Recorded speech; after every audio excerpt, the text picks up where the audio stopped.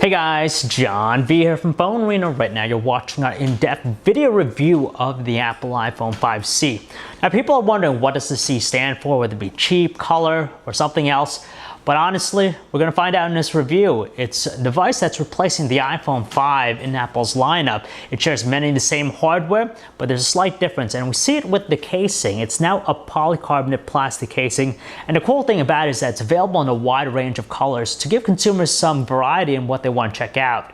It features iOS 7, the most up-to-date version of the platform, and of course it's an iPhone, so you're going to expect simplicity at its foundation. So we're going to find out how it fares and whether or not it's a great mid-range device for you. Okay folks, it's not as premium compared to the brushed aluminum casing of the iPhone 5 last year, but the plastic casing here with the iPhone 5C is still something worth noting. It definitely makes the handset stand out. And it's not the first time we're seeing a plastic casing in use by the iPhone, just because we saw the iPhone 3G and 3GS employ it already. Now it's a polycarbonate material, it's glossy. Now the colors do a good job of masking fingerprints and whatnot, but it has a very slick feel to it, which is nice. And it's more rounded around the edges, so when it comes to the in-the-hand feel, it feels more natural and comfortable compared to the iPhone 5S or the iPhone 5, just because they had that chamfered bevel edge, which tends to feel a little bit sharp around the edges. And again, it's just this color variety that really makes the device so appealing. And you know, the construction is still fantastic. Despite the fact that it is plastic, it still feels very sturdy, and honestly, it really makes the handset stand out. As an option, Apple manufactures these cases for the iPhone 5C. It's the official one from Apple, and this is what we like to call the cheese grater case, just because it has the cutouts in the back, circular size. Now you want to get a color that contrasts the iPhone 5C's color. For example, we have the cyan blue version of the handset combined with this greenish yellow case. Now it's a minimalistic case, and for $39 it does seem rather expensive considering that it offers very minimal protection. It has this rubber feel in the back, which does a good job in terms of just the in-hand feel, so it's very comfortable. But like we said, it doesn't add a whole lot of cushioning, so if you drop it, you might still incur some damages to the handset. Considering that this is the phone that's replacing the iPhone 5, the iPhone 5C features the same display as its predecessor. It's a 4-inch Retina display with a resolution of 1136 by 640 pixels, which delivers a pixel density count of 326 pixels per inch. Now, it's nothing really intimidating compared to some of the other higher resolution screens out there, but still effective enough to make out some small details in the web browser in a zoomed out view. And on top of that, it has a really nice color reproduction. It's very natural, doesn't seem overly saturated compared to some other display technologies out there. And when you combine the fact that it has some great wide viewing angles with its very potent brightness output, it's more than effective enough for outdoor visibility. We didn't have any issues making it out, and doesn't wash out compared to some other panels out there. Beneath the display, we have that iconic home button, which is recessed and still has a very springy response. Taking a look around the trim of the handset, we find the same ports and buttons from before. So on the left side, we have the mute switch along with the separated volume controls. You could see that they're a little bit raised from the surrounding area. They have a good responsive feel when we press them down. On the right side, the only thing we have here is just a slot for the nano SIM slot. On the top, we have the same placement with the power button towards the top right corner. We could tell it's also raised once again, has a really solid feel when you press it down. And finally, on the bottom edge, we have the 3.5mm headset jack right there, the microphone, the proprietary lightning docking port, and the 4 notches here consist of its internal speaker. Flipping it to the rear, we have an 8-megapixel iSight camera, which features an LED flash, 1080p video recording, and an f2.4 lens. And it's actually the same one employed by the iPhone 5 before it. And yet again, it's a closed design here with the iPhone 5C, meaning that there's no storage expandability with it whatsoever. So instead, you're going to have to choose between the available capacities, which is 16, 32, or 64 gigabyte versions.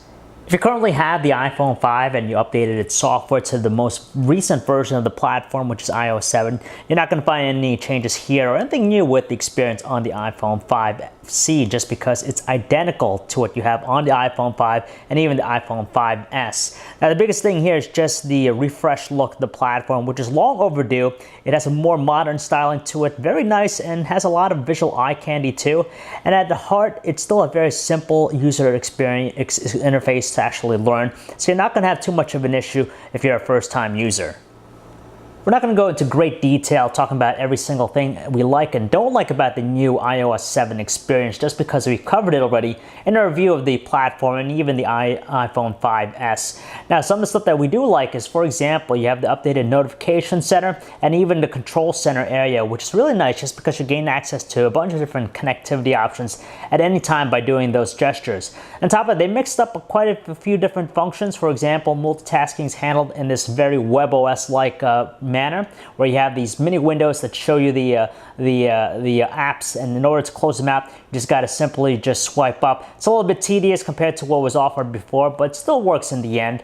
And on top of that, you have all the functions you'd expect, such as Siri and all the core organizer apps. They're all intact except for the fact that they have some updated visuals to make it more modern and up to the times. Under the hood, the iPhone 5C is sporting the same hardware found with the iPhone 5 before it. So it's a dual-core 1.3 GHz Apple A6 processor with 1 GB of RAM. And honestly, even though it might not be as intimidating compared to the 64-bit processor in the iPhone 5S, the 5C is still a very responsive, super fast smartphone. So for basic tasks, opening up applications, multitasking, it's not going to have too much of an issue. And even for more complex things such as playing some 3D-rich games, it still exhibits a good amount of fluidity with different processes. So it's not a slouch in any way. Its on-screen keyboard might not be as spacious with its layout compared to some of the giant-sized Android smartphones out there, but it's good enough. It's very effective for typing messages on, just because the layout's super simple. It's also responsive and has a really great autocorrect feature, so you can keep on typing away with minimal problems. So whether you're using the portrait one or landscape one, it feels very natural and easy to type messages on the iPhone 5C. With the arrival of iOS 7, Mobile Safari gets revamped too with its presentation. Now, it offers support for full page view, so when you start scrolling, you'll see the unified search bar become minimized. And with that unified search bar, you can type in your URLs and even just your Google searches as well. You have also this nifty looking 3D effect when you're viewing the open tabs. You can close out the windows by swiping to the left or just clicking the X on the top left corner. And of course, the overall web experience just fantastic, just because you get 4G LTE connectivity for fast page load. You have some smooth kinetic scrolling and pinch zooming, instant page rendering, so the experience is pretty much top notch. Indeed, it's true, folks. Cover flow mode is no longer available with the iPhone, so we're pretty much bummed about that. So when you tilt it sideways, instead of getting that cool 3D-like view with cover flow mode, we're left with this more static-looking grid-like view of all the album covers that we have saved on the device. Now, the overall style of the music player, nothing really that jumps out at us. It's rather conventional by today's standards. But what's new here is the fact that with iOS 7, it brings forth iTunes Radio, which is Apple's version of Pandora, so it's an online streaming service.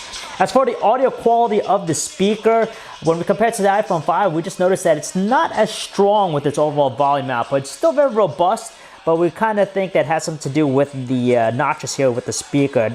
There aren't as many notches compared to the iPhone 5. It's a little bit of a process trying to get videos loaded properly on the iPhone 5C, especially high definition video ones. You got to do some conversion, but once you get it on there, it's pretty much a great experience just because the playback is smooth. There's no lag, no slowdown or stutter whatsoever. So it's a good experience. The only thing we wish, of course, is a larger display, but seeing that we're stuck with the 4 inches, that's pretty much what you're going to get, and it doesn't make it as ideal compared to some of the larger handsets out there with super large displays.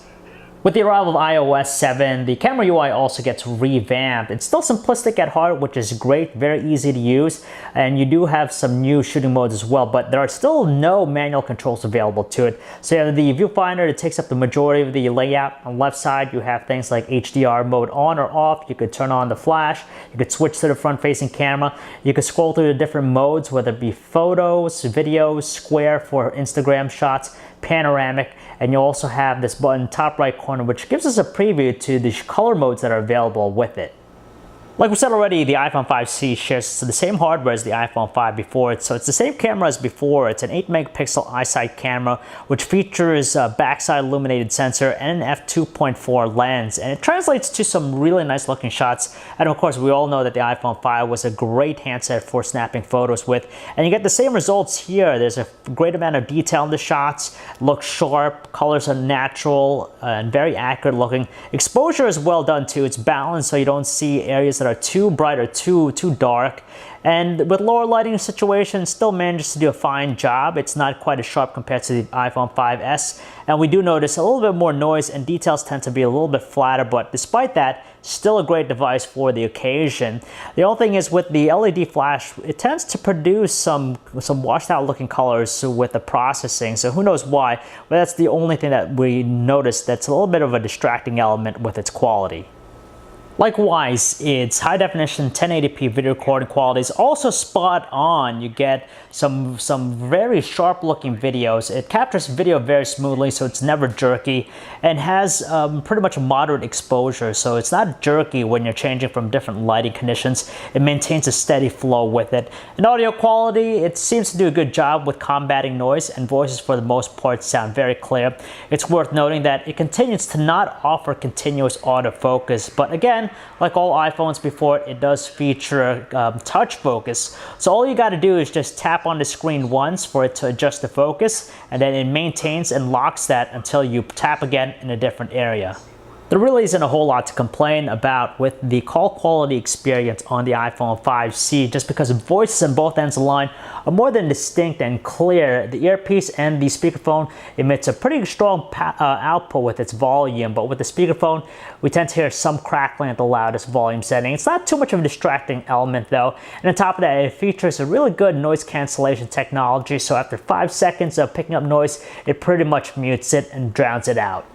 Battery life hasn't necessarily improved here with the iPhone 5C tremendously, just because it's very similar to the iPhone 5 result from last year. So we're still able to get by through a solid day of normal usage at a full charge, and with heavier usage, we're able to get roughly close to the 12-hour mark before it needs another recharge. It's nothing really stellar compared to some of the other smartphones out there, and ultimately, it's nothing more than average at best.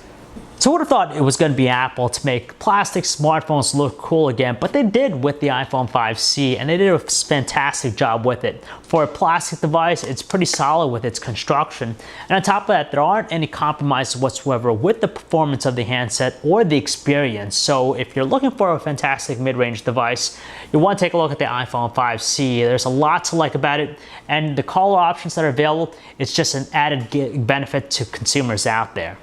So if you guys want to learn more about the Apple iPhone 5C, you could check out our website, Phonearena.com. John V. Thanks for watching.